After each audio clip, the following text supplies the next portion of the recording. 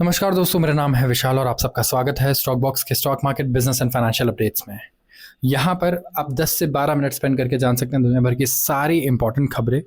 हम एनालाइज करेंगे हर एक न्यूज़ को जो आपको फाइनेंशियली या तो प्रॉफिट देता है या तो लॉस करता है आपका। तो ऐसी वीडियोस अगर आपको पसंद है तो आप इस चैनल को सब्सक्राइब कर सकते हैं और इस वीडियो को भी लाइक कर सकते हैं। अब ऐसे बहुत सारे इवेंट्स पूरी दुनिया में हो रहे हैं जो रेलेवेंट है और बहुत सारे इरेलेवेंट है।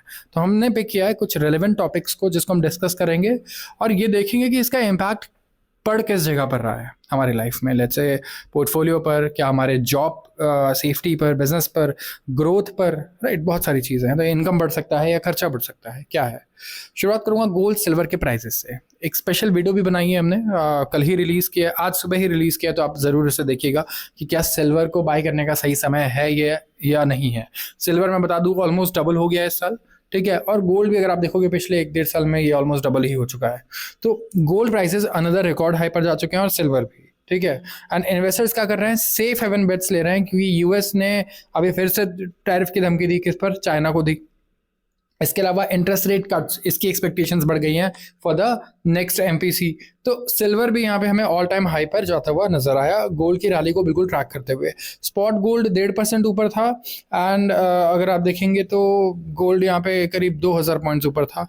फ्रेश पीक गया 1,27,950 पर 10 ग्राम, ठीक है, एनसीआर रीजन में, नेशनल कैपिटल में ऑन मंडे। तो यहाँ पे जैसी ट्रेड टेंशन्स बढ़े यूएस और चाइना के, वैसे ही हमें काफ़ी तेज़ी से ऊपर जाता हुआ नज़र आया। वैसे अगर आप सिल्वर देखोगे तो ये भी ऑलमोस्ट डबल हो चुका है इस साल। और ऐसे कई साल रहे हैं जहाँ पे सिल्वर वगैरह जैसे कमोडिटी स्पेसिफिकली 80% या 90% ऊपर गई है। बट आप देखोगे उनका रिटर्न्स उसके बाद तो वो बहुत ही ज़्यादा लैकलस्टर रहा है। मतलब एक साल 80% बढ़ने के बाद कभी अगले साल इन्होंने नया हाई तक नहीं बनाया है। अगले साल का रिटर्न इनका कम ही रहा है, वहीं का वहीं रह गया है बेसिकली, उससे ऊपर नहीं गया है। तो सिल्वर में बड़ा कॉशन आपको बरतना होगा। और स्पेसिफिकली एक और चीज़ मैं आपको बता दूं कि क्योंकि दुनिया भर में अगर आप देखोगे स्पेसिफिकली डेवलप्ड कंट्रीज में, यूरोपियन कंट्रीज में माइंस बंद हुए हैं बहुत सारे। माइंस क्यों बंद हुए हैं? क्योंकि ये क्लाइमेट एक्टिविस्ट वहाँ बड़े स्ट्रांग है, एनवायरमेंटल एक्टिविस्ट बड़े स्ट्रांग है। इन्होंने ऐसे रूल्स पास करवाए, ऐसी पॉलिसीज बनवाई कि वहाँ कॉस्ट जो है वो बहुत ज़्यादा बढ़ गई एक्सट्रैक्शन की। अगर आप देखोगे सिल्वर की, तो जब कॉस्ट इतनी ज़्यादा बढ़ गई है क्योंकि आप ऐसे रेगुलेशंस ले आओ, साथ में अपने माइंस कितने सारे बंद ही करवा दिए हैं, तो क्या होगा, इससे सप्लाई हिंडर होगी और डिमांड अब बहुत ज़्यादा बढ़ रही है क्योंकि अब हर जगह सोलर एनर्जी भी चाहिए। तो भाई सोलर एनर्जी चाहिए तो आपको मेटल्स चाहिए होंगे, मेटल्स माइनिंग से आते हैं। तो आपको अगर ग्रीन एनर्जी प्रोड्यूस करना है तो उसमें यूज़ होने वाले मेटल तो आपको माइन करके ही निकालने पड़ेंगे। पोल्यूशन कहीं ना कहीं तो करना ही पड़ेगा आपको अपने चेन में, ठीक है। तो ये चीज़ मतलब हमेशा ये प्रॉब्लम से आप ग्रैपल करते रहोगे जब तक कि इस चीज़ का समाधान नहीं आता। नहीं तो फिर यही सेम माइंस डेवलप्ड कंट्रीज से डेवलपिंग और अनडेवलप्ड कंट्रीज में शिफ्ट हो जाएं और वहाँ पर फिर ऑफकोर्स आप अच्छे से सप्लाई इंक्रीज करो, वहाँ आप जितना हो सकता है उतना माइनिंग करो। तो दुनिया के जो टॉप मेटल प्रोड्यूसर्स हैं, अगर आप देखोगे जितनी भी डेवलप कंट्रीज हैं स्पेसिफिकली, वहाँ पे काफ़ी प्रॉब्लम्स ऐसी देखी गई हैं कि माइंस को बंद किया गया या फिर कॉस्ट है जो बहुत ज़्यादा बढ़ गया क्योंकि बहुत टफ रेगुलेशंस कर दिए गए। माइनिंग के लिए आपको इस चीज़ का ध्यान रखना है, इस चीज़ का करना है, बहुत सारे टफ पॉलिसीज़ हैं। तो उसका नतीजा है कि आज सिल्वर यहाँ पर पहुँच चुका है। बात करने वाला हूँ हॉस्पिटल स्टॉक्स की। काफ़ी सारे लोग देख कह रहे हैं कि यार कभी कुछ भी हो सकता है, निफ्टी कहीं भी जा सकती है, दुनिया भर में रिसेशन भी आ सकता है डोनाल्ड ट्रंप की वजह से। लेकिन हॉस्पिटल एक ऐसा सेक्टर है जहाँ कोई रिसेशन तो नहीं आएगा, राइट। तो हॉस्पिटल को हमेशा देखना बड़ा ज़रूरी है कि स्टॉक्स कर कैसे रहे हैं। और स्पेसिफिकली अगर आप देखोगे तो सुनने में आता है कि प्राइवेट हॉस्पिटल्स में टारगेट तक मिलने लग गए हैं कई सारे डॉक्टर्स को। तो ये तो पैसा कमाने की मशीन बन सकती है हॉस्पिटल्स। तो इन्वेस्टमेंट के लिए फिर आपको ज़रूर एक बार यहाँ देखना चाहिए। तो Q2 FY26 एक्सपेक्टेड है कि ये माइल्डली डिसअपॉइंटिंग रहेगा हॉस्पिटल सेक्टर के लिए, ज़्यादा कुछ अच्छा नहीं रहने वाला। ऑल्दो आगे फ्यूचर के लिए बहुत ऑप्टिमिज्म है। तो ये फेवरेबल एक तो रिवीजन हुआ है रेट्स में for central government health scheme. Health यहाँ पे जो CGHS है, जो इसके प्रोसीजर्स हैं, और एक तो एक्सपेक्टेशंस है राइजिंग ऑक्यूपेंसी की और ग्रोथ की इन एवरेज रेवेन्यू पर ऑपरेटिंग बेड। तो यहाँ पे जैसे हम लोग टेलीकॉम इंडस्ट्री में कहते हैं ना एवरेज रेवेन्यू पर यूजर, ARPU, वैसे हॉस्पिटल्स को एनालाइज करते वक्त हम लोग देखते हैं कि पर बेड कितना पैसा निकल रहा है, ठीक है, कितने बेड का वो हॉस्पिटल है। सबसे पहले तो सवाल ये होता है, और पर बेड कितना कमा रहे हैं लोग, ये दूसरा सवाल होता है। तो हाउएवर अगर आप देखोगे बेड एडिशन जो है, यहाँ पे वॉल्यूम मोमेंटम इसमें आ सकता है जहाँ पे ऑपरेटिंग बेड्स डबल डिजिट % में बढ़ सकते हैं, ठीक है। तो इससे रेवेन्यू 20% से भी ज़्यादा इंक्रीज हो सकता है इनिशियल फेज में। जो रीसेंट रिवीजन आया है CGHS रेट्स में, जो हाइक्स आए हैं स्पेसिफिकली, ऐसा लग रहा है कि एक्सेलरेट कर देंगे ब्रेक इवन टाइमलाइन नए हॉस्पिटल यूनिट्स के लिए, क्योंकि हायर कंट्रीब्यूशन रहेगा ऑफ स्कीम पेशेंट्स। ठीक है। दूसरा, जो बेड एडिशंस हैं गिवन इन FY26, इन्वेस्टर्स जो हैं हो सकता है वो फोकस करें on ramp ups of newly launch facility, ताकि वो देखें कि क्या डिमांड रहने वाला है, कंपटीशन क्या है और अर्निंग ट्रेंड्स क्या रहने वाले हैं अगले 2 साल के लिए।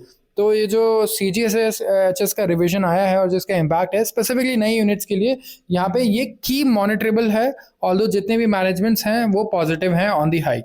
हॉस्पिटल स्टॉक्स में यहाँ पे इन्होंने बात की है मैक्स की। मैक्स हेल्थ केयर जो लीड करता है इन टर्म्स ऑफ रेवेन्यू और operating profit growth of over 20%। ठीक है, due to recently commission capacity 20% का ऑपरेटिंग प्रॉफिट ग्रोथ है इनका। और बेड एडिशंस वगैरह आप देखेंगे यहाँ पे मुंबई, दिल्ली, मोहाली हर जगह हुए हैं।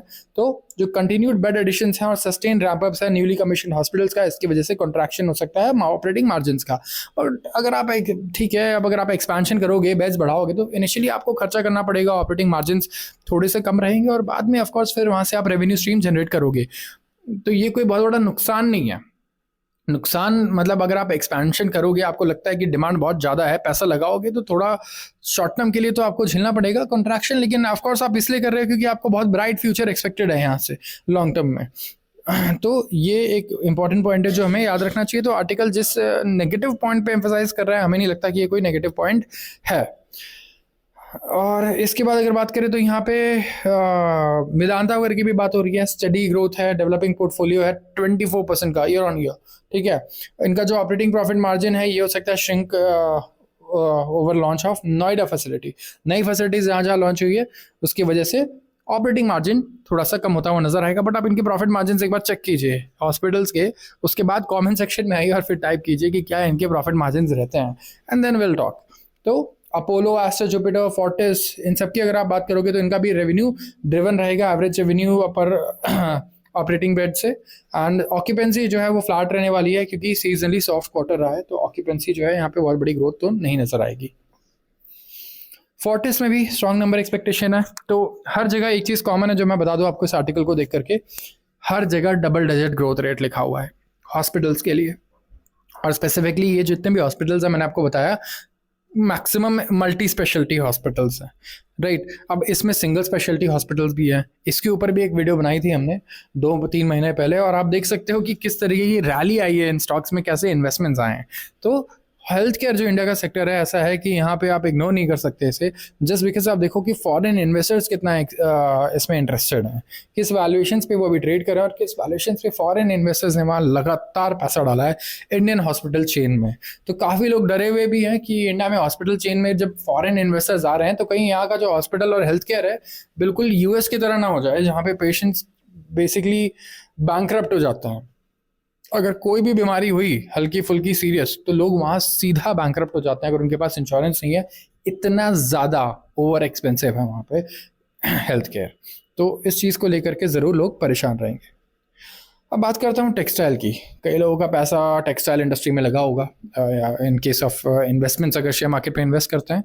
और टेक्सटाइल इंडस्ट्री इंडिया की काफ़ी परेशान रही है मैं बोलूँगा इस साल, और सबसे बड़ा रीज़न है ट्रम्प का टैरिफ। ये जो 100% टैरिफ लगाया ऑन चाइना बाय US, इससे थोड़ा होप बढ़ रहा है इंडियन टेक्सटाइल इंडस्ट्री के लिए। ठीक है, क्योंकि यहाँ पे अगर आप देखोगे तो हमारा टर्नओवर 50% से कम हो गया है, क्योंकि हमारे ऊपर पिनिटिव टैरिफ लगे थे। 50% का हमारे ऊपर टैरिफ हो चुका है। तो हम लोग किससे हार गए कंपटीशन में? बांग्लादेश, वियतनाम, इंडोनेशिया, क्योंकि इन सबके पास टैरिफ एडवांटेज है। तो टेक्सटाइल में अगर 5%, ठीक है, 5% की कंपनीज मार्जिन कमाती है, तो अगर कहीं 10, 20, 30, 40% का टैरिफ लग जाए तो आप देख सकते हो कि इनका पूरा मार्जिन ही खत्म हो जाता है, राइट।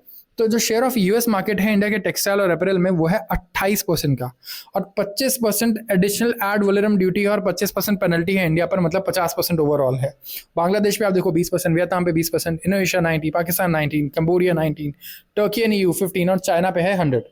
तो अकॉर्डिंग टू रिस्पॉन्डेंट्स आप देखोगे जो बायर्स हैं US में वो 30% तक का डिस्काउंट मांग रहे हैं यहाँ पे, while 25% of the orders are getting cancelled. 25% orders तो कैंसिल हो जा रहे हैं, बाकी 30% तक का ये लोग डिस्काउंट मांग रहे हैं, और इंडस्ट्री विटनेस कर रही है 20% रिडक्शन वॉल्यूम्स में भी। 36% जो है, ओवर 50% इम्पैक्ट ऑन टर्नओवर रहा है 36% लोगों का। 28% का जो रहा है वो रहा है 25 से 50%, और 8% का रहा है लेस देन 10%। ये इम्पैक्ट की बात कर रहा हूँ उनके रेवेन्यू पे जब से ये टैरिफ एप्लीकेबल हुए हैं। और डिस्काउंट और क्रेडिट साइकिल की बात करें तो करीब 2/3 लोगों ने कहा कि उन्हें ऑफर करना पड़ा है डिस्काउंट टू द बायर्स। करीब 85% जो रिस्पॉन्डेंट्स हैं वो कह रहे हैं कि एक इन्वेंट्री बिल्डअप हो गया है, क्योंकि ऑर्डर्स में बहुत ज़्यादा रिडक्शन आ गया और हमारे पास इन्वेंट्री पड़ी हुई है, बिक नहीं रही है। तो 62% जो है वो ऑफर कर रहे हैं डिस्काउंट्स टू यूएस बायर्स, बाकी 38% ऑफर नहीं कर रहे हैं 1 भी रुपये का डिस्काउंट। 82% लोग एक्सपीरियंस कर रहे हैं extended credit cycle across supply chain. तो इसमें 50% जो लोग थे उन्होंने कहा कि जो क्रेडिट पीरियड है वो 3 से 6 महीने हो चुका है। तो लिक्विडिटी इशू भी बहुत ज़्यादा है, मार्केट में पैसे की दिक्कत है। 40% रिस्पॉन्डेंट्स ने रिपोर्ट किया कि वर्किंग कैपिटल रिक्वायरमेंट भी 30% से ज़्यादा बढ़ चुकी है। तो बिजनेस करना, धंधा करना बड़ा टफ हो गया है हमारी इंडियन टेक्सटाइल इंडस्ट्री के लिए, स्पेसिफिकली वो जो यूएस फोकस्ड रही, जहाँ यूएस जिनका बहुत बड़ा मार्केट रहा, अब कहीं ना कहीं वो बहुत बड़ा इम्पैक्ट ले चुके हैं और ये बहुत बड़ा नेगेटिव इम्पैक्ट है। तो वी हैव टू सी क्या होता है, क्या रहता है, एंड वेट करना होगा जब तक कि टैरिफ 15-20% पे नहीं आता है। We are not able to, I mean we won't be able to compete against ये जो छोटी छोटी कंट्रीज़ हैं जिनके पास बहुत बड़ा टैरिफ एडवांटेज है। So let's hope for the best कि दोनों गवर्नमेंट्स जल्द से जल्द नेगोशिएट करें, ताकि स्टॉक्स भी जो हैं जो फंसे हुए हैं लोगों के, ये जल्द से जल्द लोग इसमें से बाहर निकल पाएँ। तो आज के लिए बस इतना ही। अगर आपको वीडियो पसंद आई हो तो ज़रूर इसे लाइक करें और चैनल को सब्सक्राइब करना बिल्कुल ना भूलें। आप सबका बहुत बहुत धन्यवाद।